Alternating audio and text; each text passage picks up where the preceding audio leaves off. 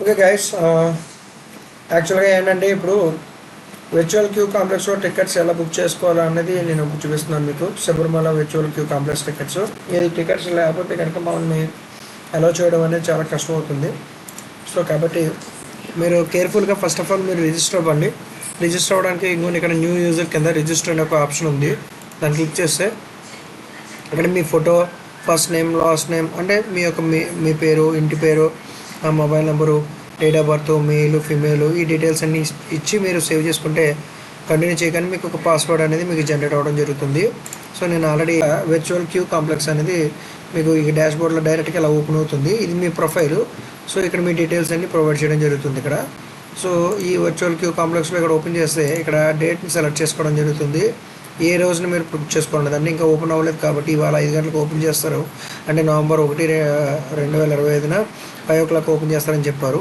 So ఏ రోజైతే మనం book చేసుకున్నామో ఆ బుక్ చేసుకునే డేట్ని ఇక్కడ క్లిక్ చేసుకుని ఇక్కడ కింద రూట్ మీరు ఏ విధంగా వెళ్ళాలనుకున్నారు, ఎరిమేల్ నుంచి కాలికెట్టి ట్రెడిషనల్ పాత్ర నుంచి వెళ్ళాలనుకున్నారు, అంటే పెద్ద పాదం అంటారు దీన్ని.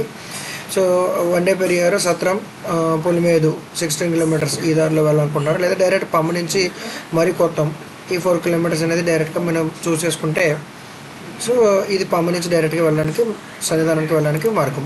సో ఇది చూస్ చేసుకున్న తర్వాత ఇక్కడ లిస్ట్ సెల్ఫ్ ఆదర్స్, అంటే మీరు ముందరగానే యాడ్ చేసుకోవడం వల్ల మీకు ప్లస్ పాయింట్ ఏంటంటే మీరు ముందరే డైరెక్ట్గా మీరు బుక్ చేసుకోవచ్చు.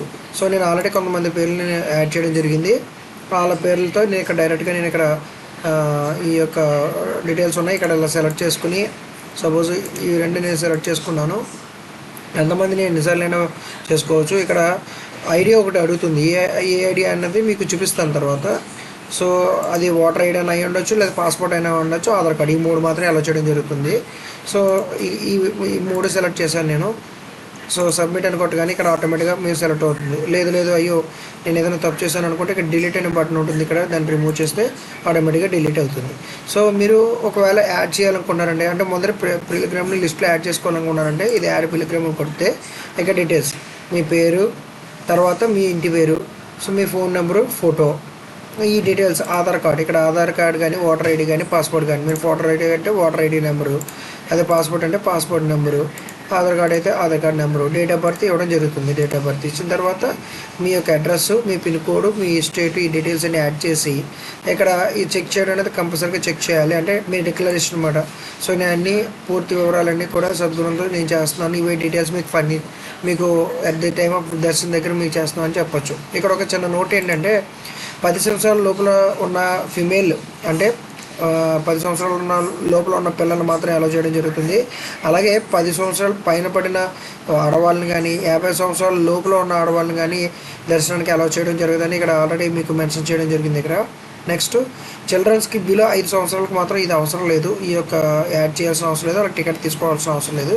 5 సంవత్సరాలు పైబడి 10 సంవత్సరాల లోపల ఉన్న ఆడవాళ్ళకి మాత్రమే ఈ యొక్క రూల్, వాళ్ళని అలౌ చేస్తారు. 10 సంవత్సరాలు దాటిన వాళ్ళని అలౌ చేయడం అనేది జరగదు. సో ఇలా చేసుకుని మీరు తర్వాత మీరు పేమెంట్ చేయడం జరుగుతుంది. ఇక్కడ 10 రూపాయల టికెట్ మాత్రమే, అంతకని ఎక్కువ మించిన ఉండదు మీకు.